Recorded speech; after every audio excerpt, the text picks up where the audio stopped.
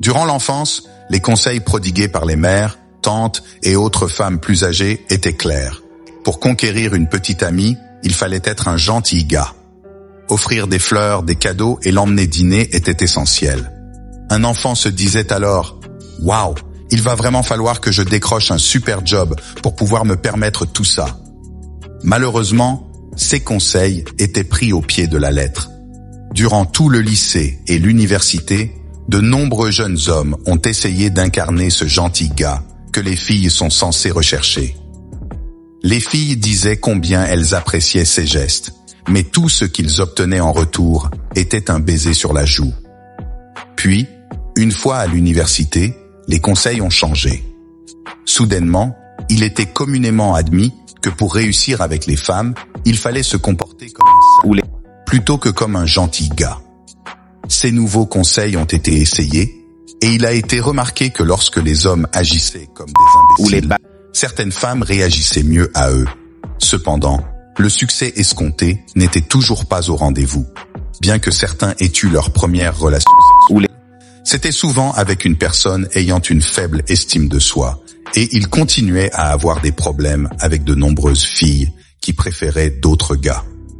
En observant attentivement les hommes qui réussissaient avec les femmes, ceux qui échouaient et ceux qui étaient entre les deux, il est apparu clairement qu'il y avait 3 catégories d'hommes. Et il existe définitivement une hiérarchie en ce qui concerne les préférences des femmes. En bas de cette hiérarchie, on trouve les gentils gars, qui représentent la majorité des hommes. Le gentil gars est celui qui quémande essentiellement du sexe. Il se présente chez une femme avec des fleurs, l'emmène dans un restaurant chic et lui achète du filet mignon accompagné de vin raffiné. Ensuite, après l'avoir raccompagnée chez elle, il rentre chez lui frustré parce qu'elle ne l'a même pas invité à entrer. Et le pire, c'est qu'il ne tire aucune leçon de cette expérience. Il répète les mêmes tactiques avec la prochaine femme. Et savez-vous ce qui est vraiment ironique ? Croyez-le ou non, les femmes perçoivent les gentils gars comme des manipulateurs. Il est évident pour la femme pourquoi le gentil gars lui achète tant de choses. Ils ne veulent qu'une chose, est une phrase courante que les femmes répètent à propos des gentils gars. Cependant, elles pensent qu'ils pourraient éventuellement être de bons partenaires. Donc, elles les gardent en réserve. Et peut-être finissent-elles par coucher avec eux. Et, oh là là, qu'elles les font attendre longtemps.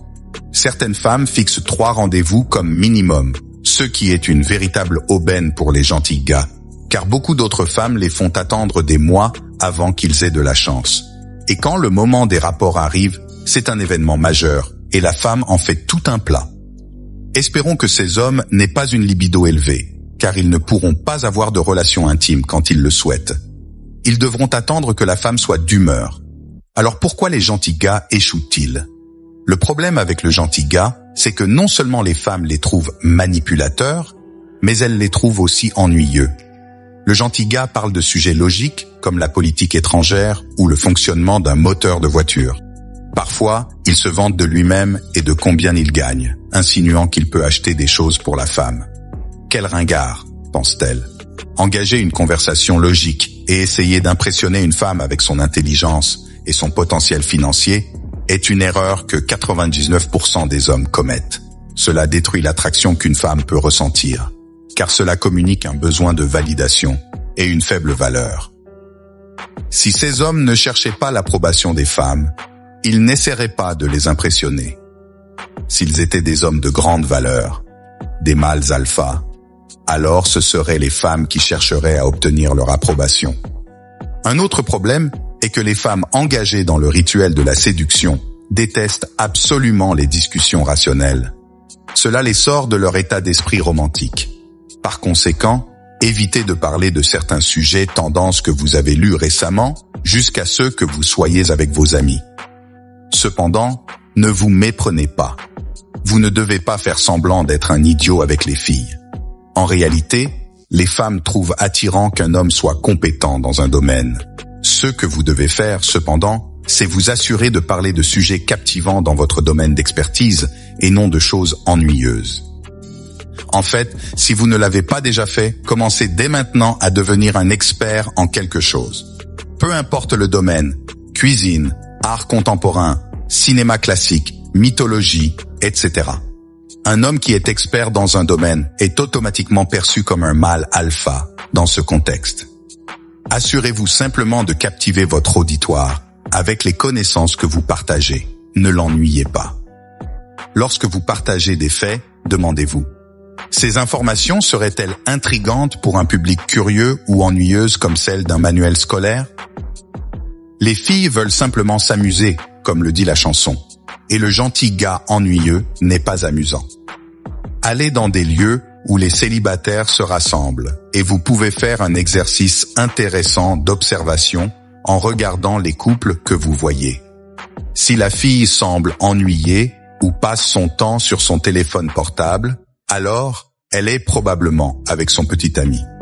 C'est parce que son petit ami est un gentil gars qui ne sait pas comment la divertir et ne l'excite pas. Si, en revanche, elle rit et semble passer un bon moment, il s'agit probablement d'une tentative de drague par un mâle alpha. Remarquez aussi que le mâle alpha qui drague une femme a une conversation fluide avec elle. Il parle comme s'il se connaissait depuis longtemps. Le problème d'être le gentil gars réside dans l'état d'esprit dont cela découle. Un homme qui supplie une femme le fait par insécurité et désespoir pour obtenir son approbation et son attention sexuelle. Voulez-vous séduire des femmes attirantes? Alors gardez ceci en tête avant tout. Le moyen le plus rapide et le plus facile de tuer toute attirance qu'une femme pourrait commencer à ressentir pour vous est de vous sentir mal dans votre peau, d'être dans le besoin ou de chercher l'approbation. Lorsque vous avez cet état d'esprit désespéré de plaire, vous devenez trop insistant, trop tôt. Vous devenez collant. C'est comme si vous suppliiez. Il y a un vieil adage à propos des banques. Elles ne veulent vous prêter de l'argent que lorsque vous êtes déjà riche. Si vous avez vraiment besoin d'argent, alors oubliez ça. Avez-vous déjà accepté de devenir ami avec une fille en restant à ses côtés pendant des mois, espérant qu'elle finirait par tomber amoureuse de vous? De nombreux hommes, surtout les plus timides, adoptent cette approche. Ces hommes finissent souvent par servir de tampons émotionnels pour les femmes. Ils écoutent attentivement leurs amis se plaindre de la manière dont les vrais hommes de leur vie se comportent comme des idiots. Croyez-moi, cette situation est familière. Le point culminant de cette expérience est arrivé lorsqu'une amie, pour laquelle j'avais un énorme béguin, m'a invité à passer du temps avec elle dans son appartement. Génial, pensais-je. C'était l'occasion que j'attendais, non? Pas exactement. Nous nous sommes installés dans son salon et, en bon gentil gars, j'ai suivi son programme, qui consistait à passer 2 bonnes heures à analyser minutieusement tout ce que son voisin, un barman drogué, lui avait dit pendant le déjeuner ce jour-là. Il a ri et m'a traité de folle. Tu penses qu'il m'aime bien? J'ai fait de mon mieux. Je lui ai dit que je pensais qu'il était un idiot et qu'elle méritait mieux. Je lui ai donné toutes les raisons légitimes et logiques pour lesquelles c'était vrai. Elle m'a dit qu'elle était d'accord avec moi. Les filles avec le mauvais gars sont toujours d'accord qu'il est mauvais. Puis, bien sûr, elles ignorent ce conseil et continuent de coucher avec ces mauvais gars, comme elle l'a fait. S'il y avait une justice dans le monde, les femmes finiraient par aimer les gentils gars. En réalité, parfois elles le font, généralement lorsqu'elles sont plus âgées. À ce moment-là, elles ont souvent déjà eu des enfants avec un idiot qui les a abandonnées, elles et les enfants. Et l'idée de s'installer avec un homme faible qui restera et apportera un revenu stable commence à devenir attrayante. Les femmes n'apprécient tout simplement pas les hommes sans colonne vertébrale en tant que partenaires amoureux. Et quand vous agissez comme un gentil gars, que vous suivez le programme de la femme et que vous lui laissez prendre les décisions, elle ne vous respecte pas. Les gentils gars veulent que la femme décide où ils iront manger et quand ils auront des relations intimes. Ils ne réalisent pas que cette déférence les relègue automatiquement dans la catégorie « juste amis » en permanence. Et c'est pourquoi le gentil gars ne couche pas. Comme je l'ai dit, les femmes n'aiment pas prendre la responsabilité du sexe. Vous, en tant qu'homme, devez assumer cette responsabilité et montrer la voie. C'est ce que les femmes veulent que vous fassiez, et croyez-moi, elles adorent quand vous le faites. Les gentils gars ont souvent une tendance à être passifs-agressifs, en plus d'être indécis. Les femmes, souvent habituées à ce type de comportement chez elles-mêmes, trouve cela peu attrayant chez un homme.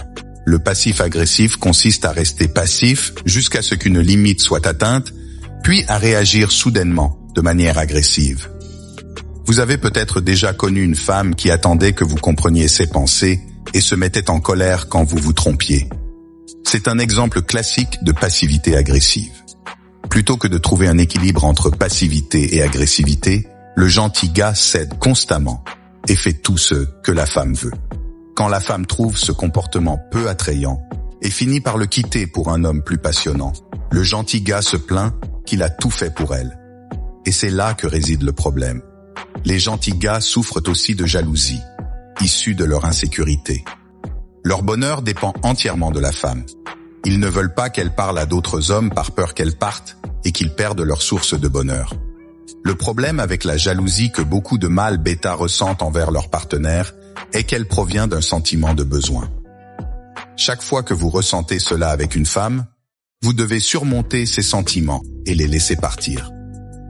Quand une femme perçoit qu'un homme est jaloux, c'est comme s'il lui disait « Hé, je me sens inférieur à ces autres types avec qui tu parles. » Ce manque de confiance en soi amène la femme à douter de vous. Elle commence à se demander si elle ne trouverait pas mieux ailleurs. Il est difficile de ne pas ressentir de jalousie. Mais voyez les choses de cette façon. Si vous saviez que vous êtes génial et que vous pouvez facilement attirer des femmes séduisantes, vous soucieriez-vous que votre partenaire parle à d'autres hommes? Bien sûr que non, car ce serait sa perte et vous pourriez simplement rencontrer quelqu'un d'autre. Adoptez donc une nouvelle attitude. Je suis en train de devenir un mâle alpha de grande valeur. Répétez cela tout au long de la journée comme une affirmation. Vous vous demandez peut-être encore ce que vous devriez faire si votre partenaire parle à d'autres hommes. Eh bien, la pire chose que vous puissiez faire est d'essayer de l'en empêcher. Cela lui donne une valeur supérieure à la vôtre. Au lieu de cela, la meilleure façon de gérer cette situation est de dire « Amuse-toi bien », avec un ton d'indifférence totale lorsqu'elle dit qu'elle va sortir avec un autre homme. Montrez-lui que cela ne vous affecte pas du tout.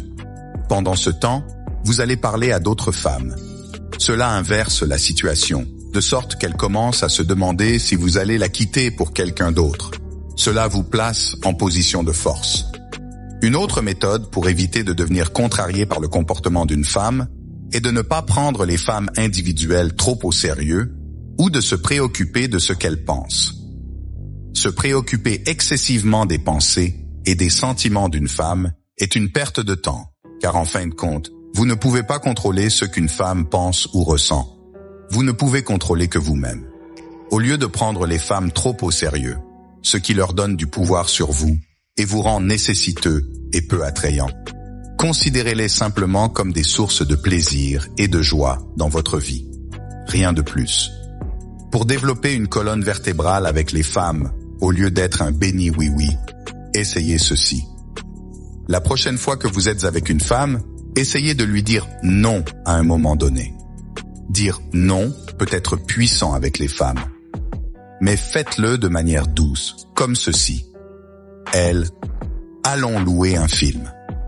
Vous, non, pas maintenant. On verra ça dans environ 1 heure. En disant non, vous établissez votre autorité et vous vous présentez comme un défi pour la femme. Si elle vous voit comme un défi, elle sera plus excitée par vous au lieu de s'ennuyer. Si vous acceptez tout ce que votre femme propose, elle finira par dire non, et ce sera dans le pire endroit de tous, la chambre à coucher. Ce que vous devez comprendre, avant tout, c'est que les femmes détestent toute forme de besoin. Le mâle alpha est attirant pour les femmes parce que son bonheur vient de l'intérieur. Il ne la charge pas de la responsabilité de son état émotionnel.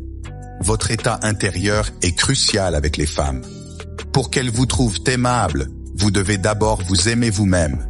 Vous devez avoir une passion pour votre vie et poursuivre ce que vous désirez. Il y a trop de gentils gars qui sont déprimés et insécures. C'est pourquoi, en matière d'amour, les gentils gars finissent vraiment derniers. Au-dessus du gentil gars, on trouve le connard, souvent perçu comme un salaud.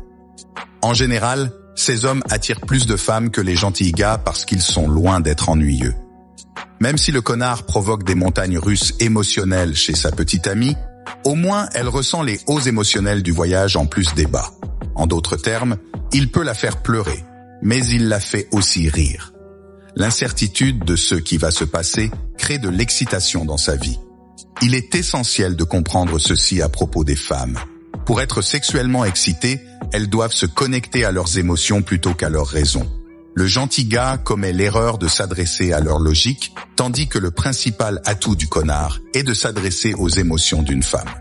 Les connards réussissent à séduire parce qu'ils excitent les femmes en étant directs et en visant le rapport sexuel. Ils sont sexuellement agressifs, contrairement aux gentils gars qui restent passifs. Même si le connard peut provoquer des émotions négatives chez les femmes, il suscite au moins des émotions, à l'inverse du gentil gars qui les ennuie. Cependant, tout n'est pas parfait pour les connards. Les femmes qui sortent avec eux sont souvent des personnes avec une faible estime de soi, de la dépression et d'autres problèmes émotionnels. Ces femmes peuvent se comporter de manière instable et insécure dans leurs relations, ce qui n'est pas le genre de partenaire qu'un homme bien équilibré rechercherait. Bien que les connards réussissent à avoir des relations, il n'est pas recommandé de devenir comme eux. La bonne nouvelle est qu'il existe un niveau supérieur d'hommes, les mâles alpha, qui suscitent des émotions positives chez les femmes sans les aspects négatifs associés aux connards. Dans notre société, les mâles alpha sont perçus comme des leaders naturels. Ils attirent l'admiration des autres. Un mâle alpha se distingue par sa confiance en lui, son influence sociale, son caractère extraverti, son côté divertissant et son esprit de leader. Il a une estime de soi élevée et une vie bien organisée. Il sait plaisanter avec les femmes et se montrer joueur. Quand une femme fait une remarque sarcastique, le mâle bêta se sent blessé, tandis que le mâle alpha en rit, sachant que les femmes peuvent être espiègles comme des petites sœurs. Et lorsque la femme réalise plus tard que son sarcasme n'a pas affecté le mâle alpha, elle lui attribue encore plus de points. Beaucoup de nos interactions sociales sont influencées par des dynamiques de domination et de soumission. Des études sur les situations sociales montrent que les personnes dominantes marquent leur territoire de manière non verbale, comme en occupant davantage d'espace, en utilisant une voix plus forte, en contrôlant les conversations et en maintenant un contact visuel prolongé. Les gens gravitent naturellement autour du mâle alpha parce qu'il est captivant et qu'il les met à l'aise. Le mâle alpha ne ressent ni possessivité ni jalousie envers les femmes parce qu'il n'est pas dans le besoin. Il ne les étouffe pas non plus en les mettant sur un piédestal. Il sait que toute femme serait chanceuse de l'avoir. Donc si une femme ne le choisit pas, c'est elle qui perd, pas lui. À l'opposé, le mâle bêta est souvent nerveux, a un statut social bas et généralement un suiveur plutôt qu'un leader, ressent souvent secrètement de la rancœur envers les hommes qui réussissent, a une faible estime de soi et se montre collant et désespéré avec les femmes. Un mâle bêta est souvent déprimé et plein de ressentiment. Il pense qu'avoir une petite amie donnera un sens à sa vie. Il croit que, une fois en couple, et ayant autant de relations sexuelles qu'il souhaite, sa vie sera merveilleuse. Cependant, il comprendra plus tard combien cette vision est erronée. Ce n'est qu'en se développant intérieurement et en construisant une vie qui en vaut la peine qu'un homme commence à attirer des partenaires formidables et, éventuellement, une personne merveilleuse avec qui partager sa vie.